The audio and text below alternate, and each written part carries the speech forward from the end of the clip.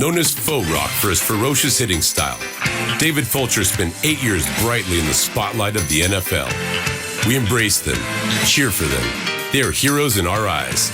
Yet when their time in the spotlight ends, many go on to do the most important work of their lives. They go into overtime.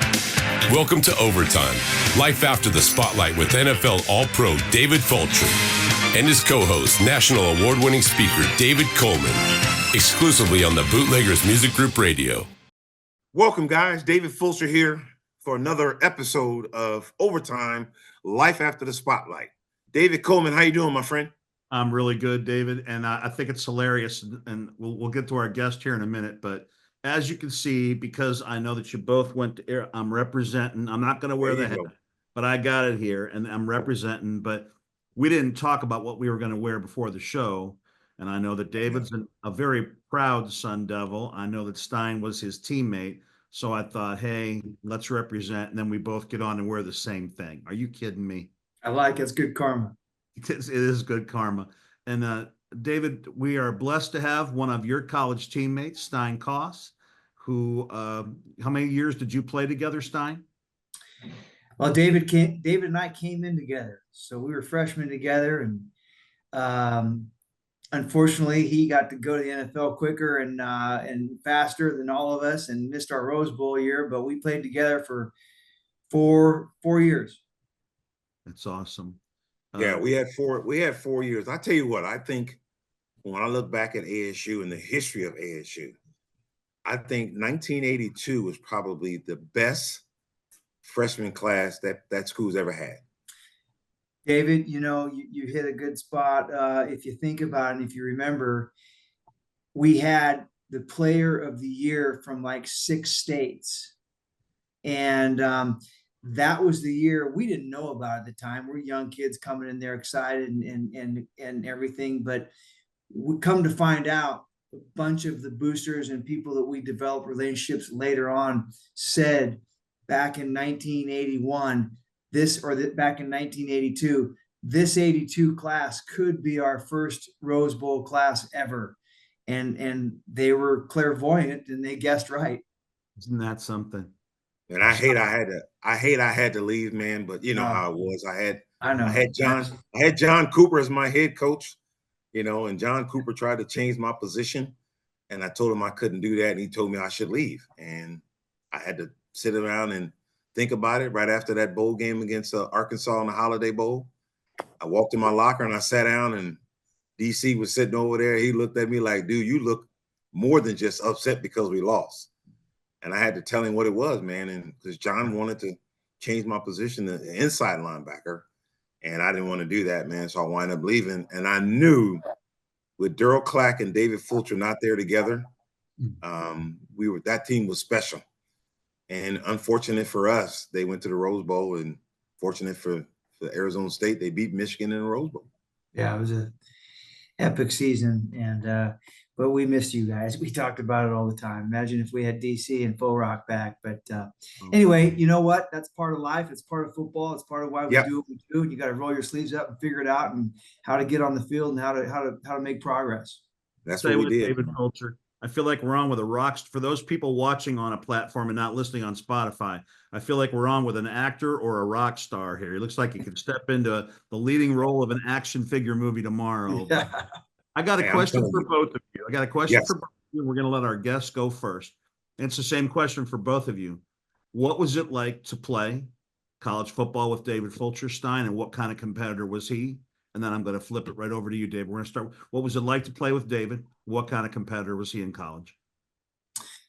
David was the type of player that made us better, that made people around him better. If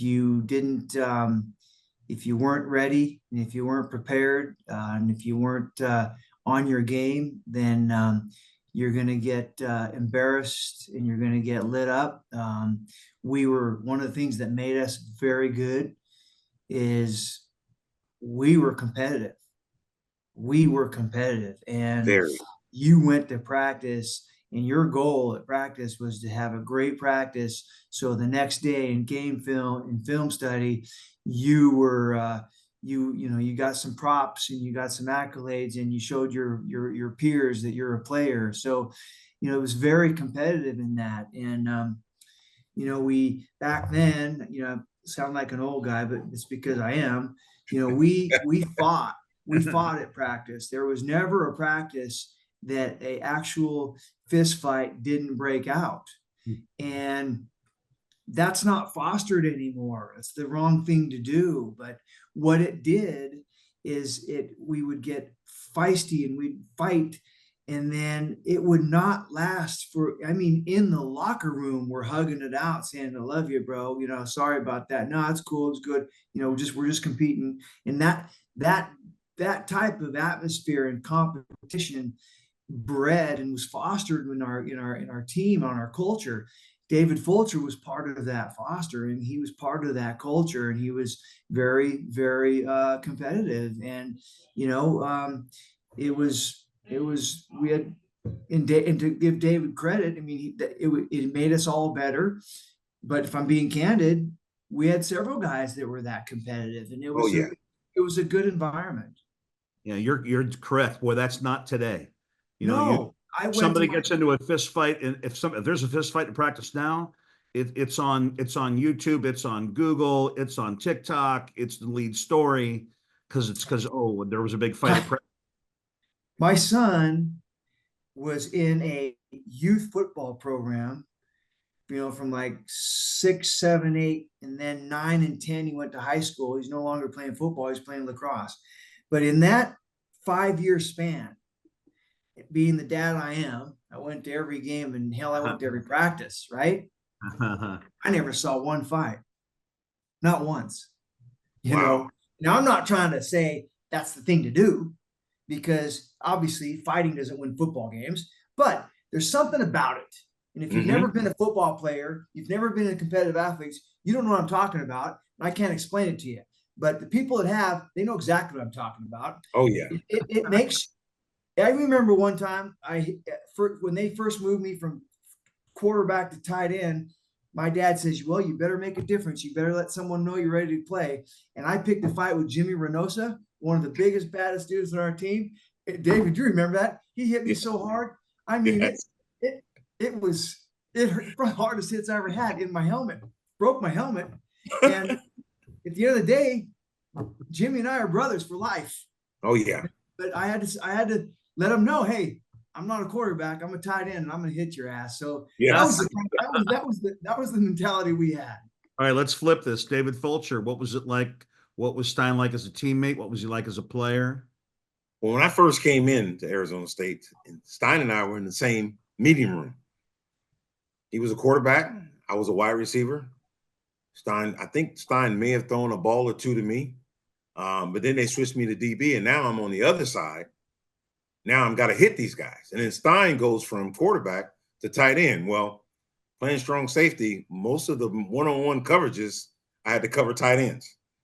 So it was Stein, even Randall. Remember Randall McDaniel? We had Randall on our show. Randall was a tight end. What a great guest. So we talked to Randall, and it was the same way. But what I can concur with, like Stein said, dude, was we were a bunch of misfits. We were so happy to be in college. Arizona State, beautiful country, the sunlight, the 105 degrees. We were just happy to be there. And then we realized that we had something special. That football team we had, I'm telling you, man, we were brothers from another mother. We talk about that all the time. We wasn't from the same background. Stein's coming from Colorado. I'm coming from Los Angeles. Most of our guys, we had Los Angeles, maybe some Texas, and then there was a Colorado, and then there was Phoenix, Montana. There were a bunch of other places, but most of our team was coming from the West Coast and California. But we had a brotherhood that, we fought, we shook hands, we hugged each other, we went out and got something to eat. We went into the grocery stores, we did all kinds of things, man. We did a lot. You know what else we did, Dave, that is different nowadays? None of us had a car. No.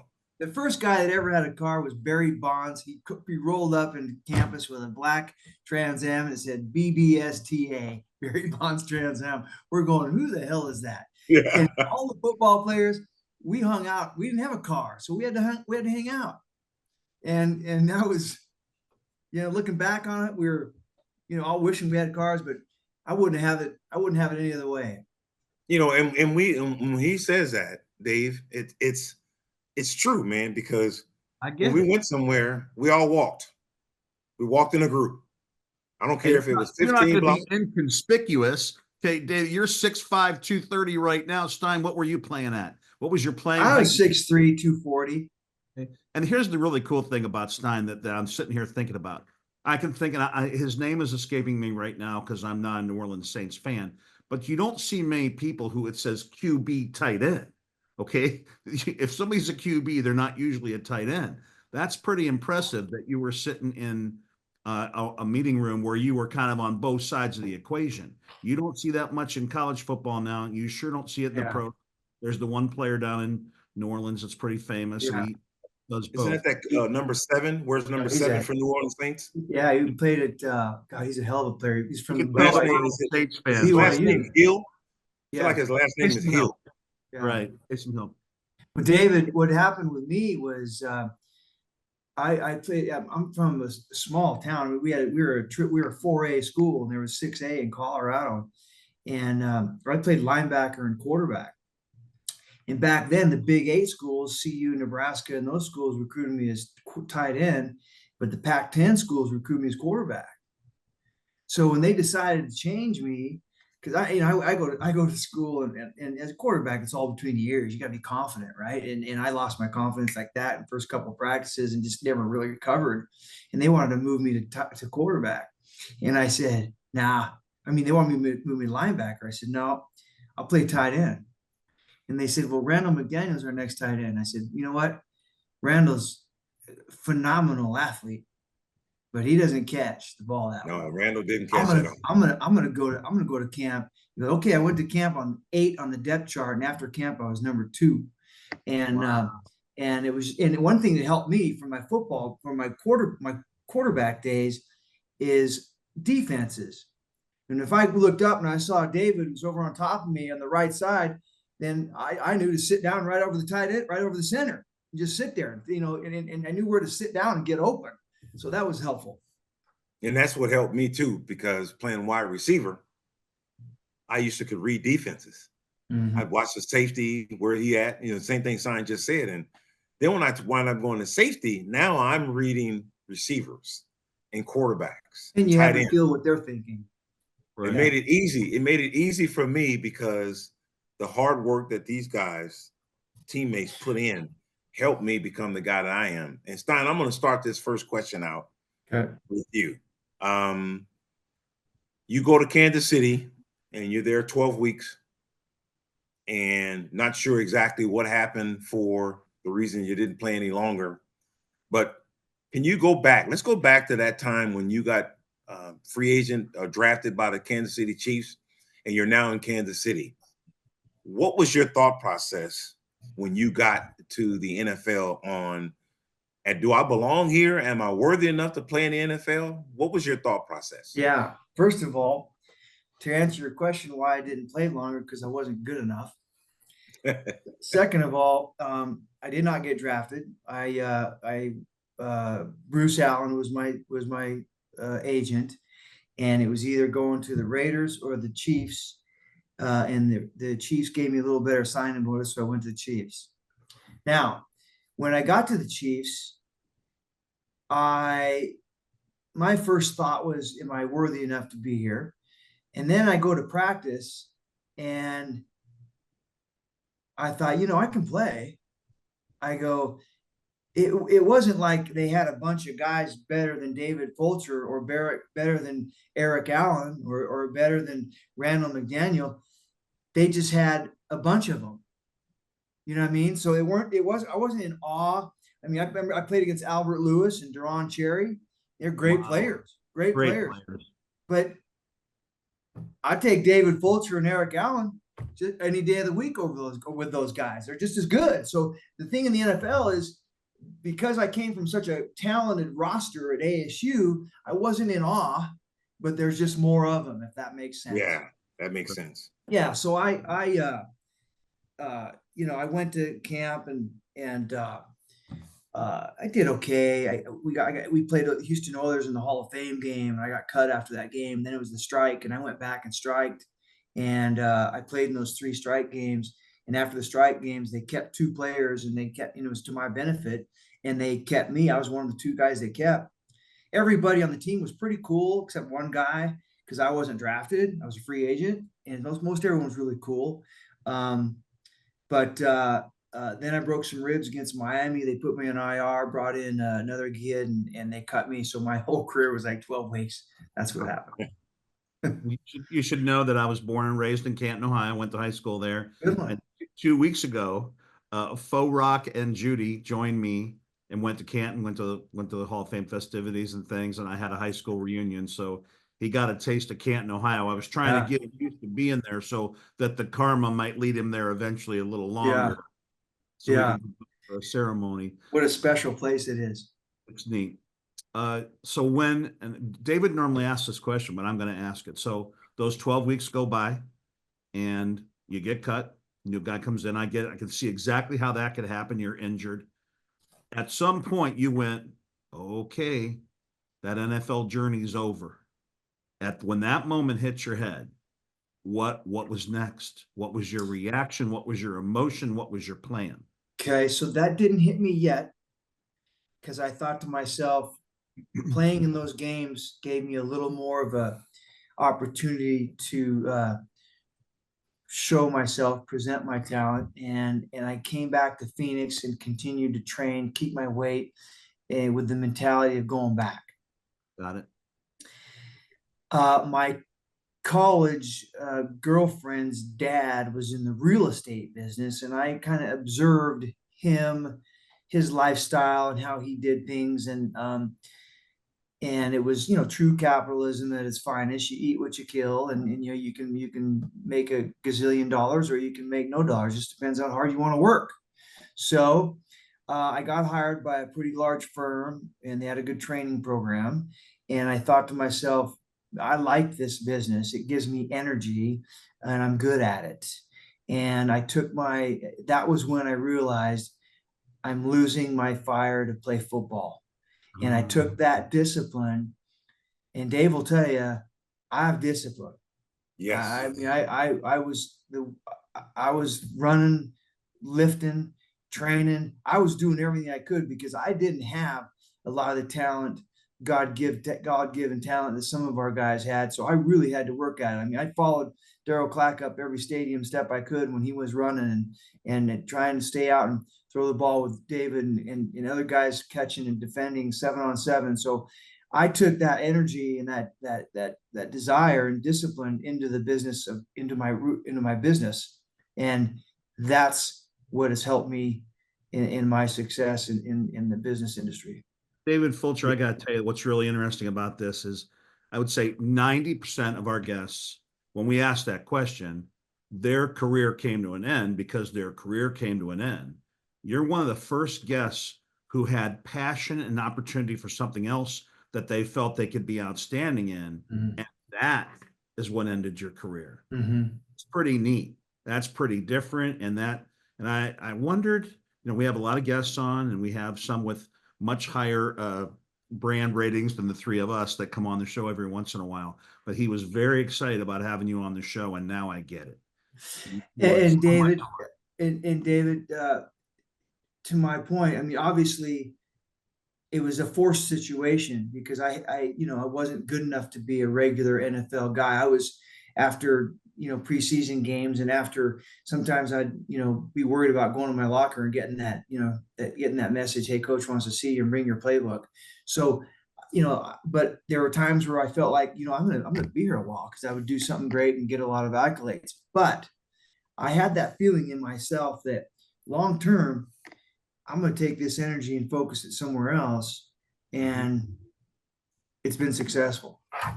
I think that, and I say this with respect, because this is my brother. This is another brother from another mother, and I've been around Stein for a long time. And anytime I travel to Arizona and back to the school, I bring my golf clubs. I call them my girlfriends. I bring my wife and my girlfriends with me when I come down to Arizona to play golf. Out of all the guys that I've played with, I think one of the smartest human beings I've ever known is Stein. I could read this guy in practice. I can read this guy in just everyday life. And I remember, out of all the guys, and we hung around with everybody. We all had closenesses, but I think even after being away from ASU for so many years, my closeness with one guy that I probably had more than anybody else was Stein. The guy worked his tail off. The guy works really hard after the spotlight of playing ball. And he's probably, a real estate guru. When my daughter moved down to Arizona, Stein was helpful to help Kayla find a place to stay. I'm even going to talk to Stein about some investment properties, putting something down there. When I come to Arizona, I have a place to stay. But I will tell you this. This show talks about character. It talks about sportsmanship. It just talks about life.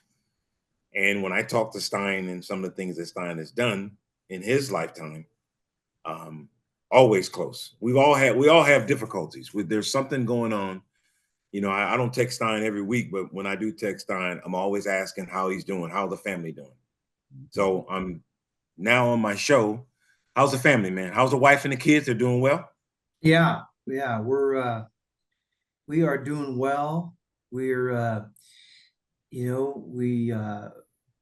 the goal is to live life with a lot of gratitude and to deal with the curveballs that get thrown at us, and stay focused on on Christ and who's the center of everything, and treat people well. And thank you for saying that, Dave. I've made some mistakes. We all have, and the best thing we can do is learn from those mistakes and become better. I coached all my son and all his sports and all his boys for years at baseball and football and other sports. And this is when they were in grade school and in junior high. And I used to always have on all our jerseys ACE, ACE, and that stood for attitude, confidence, and effort. And as long as we do that, we win. Wow. Regardless of what the scoreboard says, attitude, confidence, and effort. Isn't that interesting? That's what we tried to live by. And I just trying to be a good dad and a good husband and a good pal to my friends, David and other guys that I would do anything for. So it's a work in progress. 61 years old tomorrow, and I'm still making progress. Oh, no way. Happy birthday, man. Happy birthday, man. Birthday. Yes. Yeah. Stein, I'm a professional public speaker, and one of the programs, it's just ironic. It's kind of amazing how the world circles back sometime. But I do a program called Go Ape for Leadership. I do it all over the country, and I do it for student athletes. And mine stands for attitude, preparation, and effort. Perfect. Wow. Use your attitude every single day, out prepare everyone else, and give your best effort. Yeah. Wow. If you choose those three things, I think you give yourself a shot. And what you just talked about is basically the same thing, and better put some confidence too. So, and Dave, to have you as a father. Yeah, well, thank you. I can't take. I read Mike Mahoney's work. The Matheny not Mike Mahoney, Mike Matheny, the Matheny Manifesto, and I read that book, and he had the same concept, but it was a little different. I changed it up to ACE, attitude, confidence, and effort. But that's where I got the idea. So it's really something I ran with. And I'm gonna try to piggyback. I heard you say, you mentioned Christ. Yeah. Now, when I was playing in my life today, faith, family, and football means so much to me. And my faith was so strong growing up. I mean, I may not look like the part, but I don't think you have to look like faith as long as you act the part and do what you're supposed to do. You're following Christ, you're doing what you're doing. How big of an impact did faith have in your life then? And does it have a big impact or part of your life today? It had very little impact on my life in college. I grew up in a Catholic home and Catholic environment, and I went through the motions when I went to church and just didn't really put a lot of effort into it emotionally and spiritually. College, a little bit. Today, it's everything to me. I love going to mass. I love just, it gives me energy. It gives me peace. I know that we are all in his hands, and it helps reduce some of the anxiety of life, because at the end of the day, we only have so much sand in that hourglass, and it's he controls that. And we just want to, if you have that attitude and have the Holy Spirit in you, then it just gives you a little more peace in life and helps me be a more kind person, a more simpler person, and try and treat people properly. But in college, if I'm being honest with you, I didn't live the faith I probably should have. There's things I regret doing as a young man, and growing up as a young kid. I just kind of went through the motions, but that's where I'm at today. It's really something listening to this, and you hear people throw around, David. A lot of our friends call us brother from another mother, because David and our lives are so linked, and so many shared experiences. It's almost beyond belief. But for someone who grew up in Durango, Colorado, right by Fort Lewis, and then South Central LA, honest to goodness, you two are about as close as a pair of brothers can be. And the way, and we all make mistakes. We've all made mistakes. David and I made 3 today, probably. Who knows? But for you to both get where you are in life, and look at the people we're impacting with this show. You're impacting people every single day. And David's told me what you're doing for a living and how good you are at it. You're helping people in ways, when people look for a home, when people look for somewhere to place themselves, not many things in life are much bigger. Yeah. It's pretty wonderful what you're doing. Well, thank you. Dave, Fremont and Durango, exactly the same, only different. But David, I specialize in the industrial world, so I sell and lease industrial buildings, just to be specific. And I help companies identify properties where they can grow their business, which impacts several families versus one. And that's what I do for a living. But it's been good. And one of the things that what's made me successful in my business today is 36 years in the business, and I learn all the time, and I'm always learning. So, it's just a constant process of making progress. David, may I ask Stein a quick question? Stein, I realize you're in the industrial side. I get that. Yeah. But I'm feeling as knowledgeable as you are in the area, you're going to be able to answer this question. Whether you put on CNN today, or whether you put on Fox, I don't care if you pull up USA Today, if you're going to one of the news services, everything they say about the world of realty is doom and gloom. Doom and gloom, numbers are down, there's nothing out there. Is that really true? Or is that hyperbole and hype that we all take in every day because we take in every word of what every newscast says? Yeah. The answer is this. The best I can answer it is, the macroeconomic indicators do not look good right now. Money's expensive, even though they just reduced the interest rates by 25 basis points. That doesn't move the needle. Number 2, inflation's through the roof. The cost of construction, the cost of going to the grocery store, everything, your dollar's worth less. Number 3, we have in most markets, the industrial arena has been overbuilt. So we have too much product now. So that's going to create guys having to drop lease rates to make deals. They drop lease rates to make deals, then perhaps it doesn't satisfy their debt coverage ratio, and they lose the property, goes back to the bank. The bank has more properties on the REO. So those things are all negatives. One of the things that you can't really indicate, it really can't measure, is what they call consumer confidence. And I deal with a lot of companies that they're looking at leasing or buying a 100,000 square foot building, but gosh, they just don't know if now's the time to do it. And they have the worst thing for all of us is if we know where the direction are going, if things are going down or things are going up, then we can pivot and we can adjust accordingly. But when someone doesn't do anything and there's stagnation, that's bad. Now, with all of that said, Phoenix, Sunbelt, we still have almost 30,000 people a month net migration moving into town. Wow. It's just people want to live in a right to work state, in a place that's, friendly with business and the sunshine.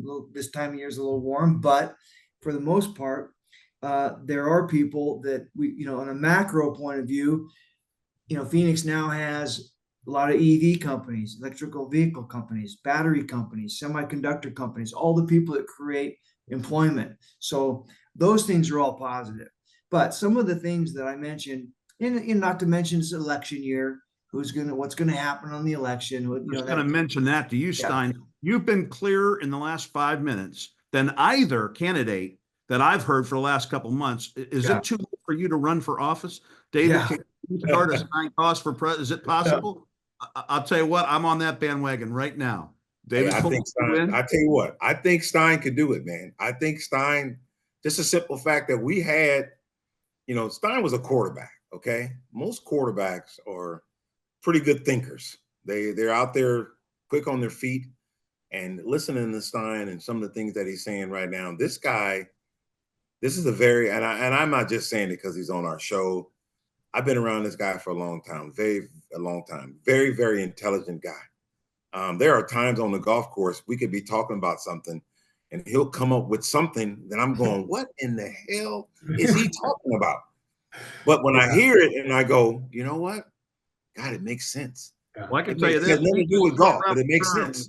He just threw around a bunch of terms, and I guarantee that while someone's listening or watching this podcast, they're going to be on another thing on their phone or tablet, looking up 7 or 8 of the principles he just talked about. Well, one of the things the reason why I could never be a politician is, number one, you can't please everybody.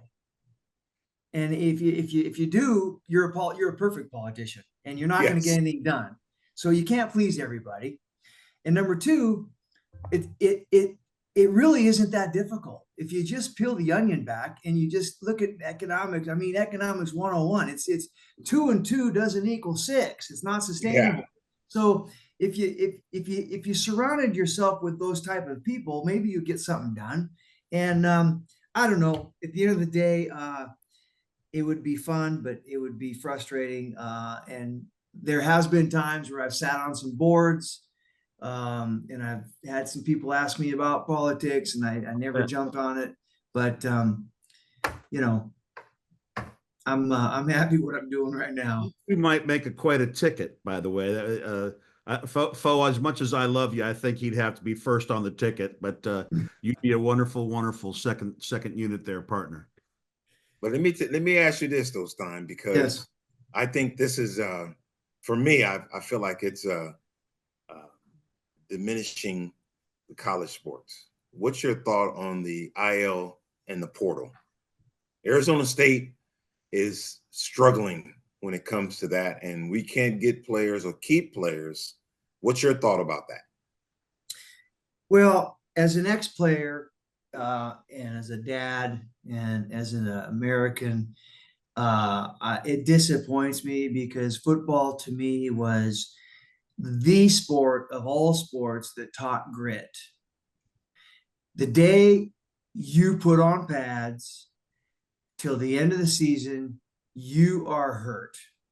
You might not be injured, but you're hurt, and you learn how to play hurt. And if they tell you, hey, we're moving you from wide receiver to safety, you roll your sleeves up and you figure out, how am I going to make an impact and get on the field? Yes. They tell you, we're moving you from quarterback to tight end. Okay, I better gain 25 pounds and get stronger and figure it out. That fosters grit. And today, these kids, when they're told, hey, we're moving you or you're not going to play here, they jump in the portal and they go somewhere else. And as an American culture, that's not what we're great. Stephen Ambrose wrote D-Day. He interviewed 65 Germans. Every one of those Germans, the common denominator was, because the Russian or the German army was so powerful and so massive. How did we defeat them? And every one of them said, you had leadership. Every time we took a general out, a corporal would step up. We took a corporal out, a captain would step up. Every one of them was talking about our leadership. That's what sports does, especially football. Now you've changed it. Not only have you changed the culture of football, but you've changed the culture of our country. Now I'm getting on my soapbox a little bit, but I feel real passionate about that. I think it's time to sign him up. He's got to run for office. Sign him up, man. Sign him up. We're gonna have another Zoom after this Zoom just to talk about your future. The next thing on this NIL stuff, you hear, these guys, David Fulcher made so much money for ASU and Daryl Clack, and these guys make so much money for the colleges. They should share in the pie. No, they shouldn't. Okay. What they do when they go become an NFL, then you've earned the right to make a ton of money. Number two, what they needed to do was just get the NC2A to pay every kid a couple grand a month, so we had some walking money. David and I had to live on our first year. We got $60 a month. That's it. We did. You can't live on $60 a month, so you don't even have any walking money. Just change the rules to where a kid gets a scholarship and maybe gets $1,000 a month or $1,500 a month, so he can go take a girl on a date, go to a movie, and be a normal human. Don't get into this NIL likeness image crap, and it's so hard to police now. So it's just a can of worms. So let me throw this out there to y'all, man, because many years ago on John Madden's video game, a bunch of us was on that game. So there's Cincinnati Bengals, David Fulcher, number 33, and then EA Sports. You're a pro at the time. Huh? You're a pro at the time. You're a professional. Yeah. So they wind up sending us, X amount of dollars because we were on that game. Got it. And then all of a sudden, they took our names off the back of the jerseys when they made the next year's game, got rid of the number. So David Fulcher, who plays safety for the Cincinnati Bengals, is now wearing number 42. There's no name on the back. So the NFL and the EA Sports says it's not David Fulcher. But how many safeties do you know that are 6'3", 240 pounds playing in the NFL? I know one of them. He's sitting right there talking to you. But when it came to getting paid, that wasn't David Fulcher. And I asked myself, how is it that they can push us to the side? And the only reason why I'm saying this here is I don't know, Stein, if you saw Gunday, the head coach from Oklahoma State. Mm-hmm. He made a comment regarding the portal and the IL money. About the IL money. Mostly about NIL. Wait till you hear what he said. More NIL money. Okay, so his players, while they were in, I call it training camp in college, while they're in training camp, they all came up to him and said, we need a raise. We need more money. And I'm sitting there going, wait a minute, man. How does this guy who coaches college football get his football team prepared to play when all they're thinking about is getting more money from NIL? As a player, and I hear that, I'm thinking, hey, man, we got 11 games coming up in probably one of the toughest conferences in America, and these guys are worrying about making more money. And I think it's unfair for that coach to prepare his football team for an 11-game schedule when we can't even get out of training camp because these guys want to make money. I think that is absurd. I think it's wrong. I think it's around the country. And like you said, Stein, when Willie Shaw came into Los Angeles and recruited me, and I don't know if you know this, I may have told you this here, there were 3 players in our freshman year with 1 scholarship available. Me and 2 other guys. I don't even know. I don't know. They didn't get these guys, but they came to me and told me that. And Willie Shaw told me this here when I got inducted into College Football Hall of Fame. So I had no idea what was going on. Arizona State had 1 scholarship with 3 guys: a receiver, a defensive lineman, and an athlete. And I was considered the athlete because I could play both sides of the ball. And Darryl Rogers did not want to give David Fulcher that scholarship. He wanted to give it to a Pacific player. And Willie Shaw told him, I got a player that could play anywhere. And he wound up giving me the scholarship. So I'm thankful for that scholarship. I'm not going to Southern Cal or Notre Dame because that school wants to give me money. Arizona State just gave me a whole lot of money as far as scholarship money, not pocket money. I think that this is ruining the sports for these kids because I think it's terrible. I do. Well, I got a couple comments. Number one, I concur 100%, but it's a cultural thing, David. It's a cultural thing, and it's coming from parents in the culture we live in today. Yes. Your dad, my dad, would never allow us to go up to a coach and say something like that. I know. It wouldn't happen. Okay. Number one. Number two, your scenario about losing money from Madden is not even part of this. I understand your frustration, but you were a professional at that time, and that's a different soul. That's a whole different story. Gotcha. They just obviously they're cutting corners there. But if we stay on the subject of NIL, what NIL is going to do is not only is it destroying things and the culture along with the portal, but let's not lose sight of who spent the most money on the NIL the first year it happened. Texas A&M. How did they do?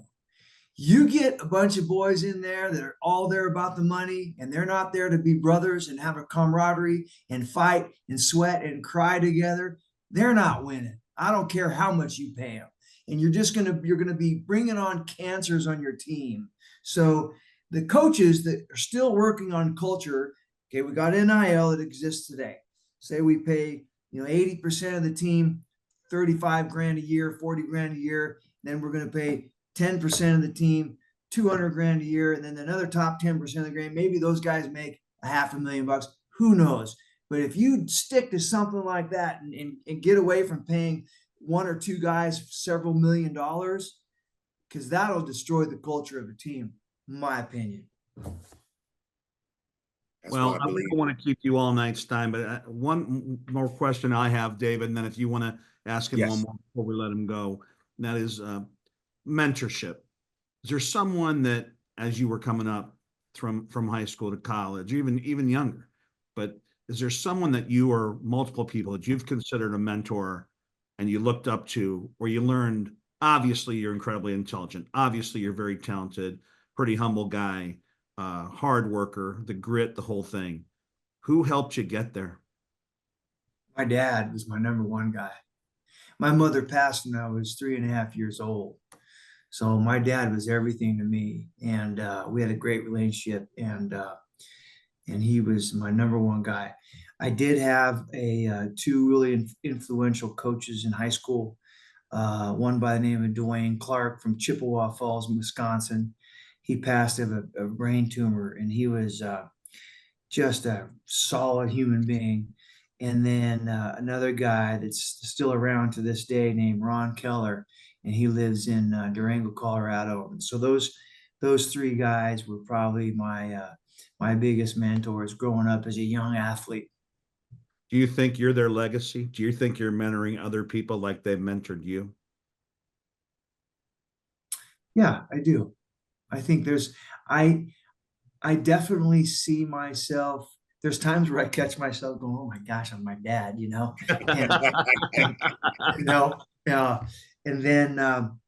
and then there are moments in my life that Dwayne and Ron influenced me on why I am and why I feel the way I do. I sometimes and this is a good thing and a bad thing. I get up at 4 o'clock in the morning to go work out. I love getting up, working out, and sometimes that alarm goes off at 4 o'clock, and man, you just don't feel like going to work out, And sometimes I hear that voice Dwayne Clark in my head saying, "Hey, Stein, you gonna be average? Like the average guy, just lay here. Get your ass out of bed. Let's go." So it still sticks with me. So great. My father was my best friend and mentor growing up, and as a public speaker, I've been very blessed to be successful for a long time. In high school, my advisor in high school ended up winning the award for being the person who traveled to high schools in this country and made the biggest difference. And then Dr. Will Keim, who's considered one of the greatest speakers in the history of the college market, died of cancer a few years ago, was the epitome of what it meant to be a speaker. And so I just try to emulate 10% of those people every single day. Yeah. So let me ask you this last question here, man. And because we're gonna have some kids and some moms and some dads listening to these episodes. And what kind of advice would you give a young man or a young woman on preparation for life? Not just the game of football or the game of the sport, but preparing them for life, because they're going to play a sport. Yeah. And most people think that once they start playing, they're going to play until they're 100. Well, it doesn't happen that way. So what would you give that mom who is listening to this show about her son wanting to play football or her daughter wanting to play lacrosse and the preparation for them to be successful in the sport that they're playing? Well, number one thing is you got to be disciplined and you got to have a game plan. And if you do that in sports, you're going to do that in life later on. Even if you do go play, how many years do you play in the NFL? 8 years? 8 years, yes. Yeah. Even if you do go and play professionally for 8 years, there's going to be a day where it's over. Yeah. So you better have a game plan. You better have some discipline in your life and know what you want to do. Because when you look back on it, you look at those four years we spent together, David, what a tremendous time in our life, but what a blink of the eye. Yeah. And you can't, hard to tell a 17, 18-year-old kid that, you just hard to tell them. So I had a guy ask me, just a guy I work out with, an attorney guy, we yuck it up in the morning in the weight room. He says, Stein, if you could go back and tell yourself, your younger self, you're a freshman in college, what would you tell yourself? And my answer was, son, you're not going to have a long career in the NFL. Okay. So instead of going to the weight room, go to the library. Don't. And I say that without. You don't want to distinguish, because we're only young once. Go for it, man. Work your tail off. Try and play professional football, professional lacrosse. Help your daughter, your son to do whatever they can to reach the best possible talent that they can. But at the end of the day, learn how to add value to those around you. So you got to learn how to add value to your teammates. And if you learn how to add value to those around you, that's how you're going to get hired by a company. Because when I have a young kid interview me, the first thing I think of is this kid going to add value to my business? So learn how to add value. David Fulcher, I can tell you that Stein broke a record for our guest today. I'm into my third page of notes. Listen, Randall McDaniel did this to me. Dermontti Dawson did this to me. Coach LeBeau did this to me. I could go on and on. But Stein, I had never gotten to a third page of notes. Okay. And let you know, at least once in some of my upcoming shows, you're going to be quoted. I'll go online. I'll find the best picture of you I can. All right. You're going to be quoted a few times in some of my upcoming shows. David, you got anything else for your friend? No, I'm telling you, man, I can't wait to see you. Can't wait to get back down there to Sun Devil Country. That's right. I'm hoping, I know they're coming here in October, University of Cincinnati. I think it's UC's homecoming game. What, do you know the dates? I don't have it offhand right now. But I can find it real quick. You guys keep talking so we don't have dead air, but I'll find it. They're coming down here. You might want to. October 19th they play. What is it? October 19th. Saturday, October 19th, I believe. Arizona State plays at the Bearcats in Cincinnati. Okay. Yeah, and it's UC's homecoming game. And Mike Mike Friend is gathering up a bunch of people to come down getting tickets. So we might need to connect with Mike on that if you and the wife want to come down. Well, I would tell you that that's probably a definite. So we'll get that done. And I'll also tell you that I'm going to come in a day early because we got a little golf match to take care of. And save some of your money because I plan on taking some of it. I'm gonna tell you something, man. Golf has changed a little bit for me. After I had my knee surgery, I had to go back in and get it manipulated. You and I talked about that. Yeah. And it's gotten better, but my golf game has gotten better, man. Good. You know, I feel like that, you know, we always talk about practice, and I don't practice enough golfing. I don't even go to the driving range when I go out and play 18 holes of golf. I just get on the first tee and start swinging. But I've noticed a change in my swing that has helped me. I used to bring the club all the way back too far, and I think I was whipping through. I don't do that anymore. Yeah. I've shortened that swing. It's pretty good. I am always an opportunist and a businessman. I think I see a match play for charity. Yeah. So you get yourself in here in October. David will find the location. We can do that. I'd love to play with you guys. That'd be great. Golf more than anything is between the ears. So at the end of the day, we're our most difficult challenge. You know, it's not the course, it's us as human beings. Just the golf club's made to turn the ball over. We get in the way. But anyway, gentlemen, we could go on forever, but we're going to respect our regular viewers and listeners and call this a day. So yes, sir, man. David Fulcher, and on behalf of Stein Koss, I am David Coleman, co-host of Overtime Life After the Spotlight. I hope you've enjoyed this half as much as we have enjoyed having Stein on the show. Thank you for being with us, and please join us here on Bootleggers. Thank you. Love you, David. Thank you both. All right. You've been listening to Overtime with NFL All-Pro David Fulcher and co-host, award-winning speaker David Coleman on the Bootleggers Music Group Radio. Be sure to catch all our shows and music by downloading our app at bootleggersmusicgroup.com. All content is published and owned by the Bootleggers Music Group, LLC, and Zasco Publishing, and may not be duplicated without prior written consent. Executive producer, Paul E. Jones.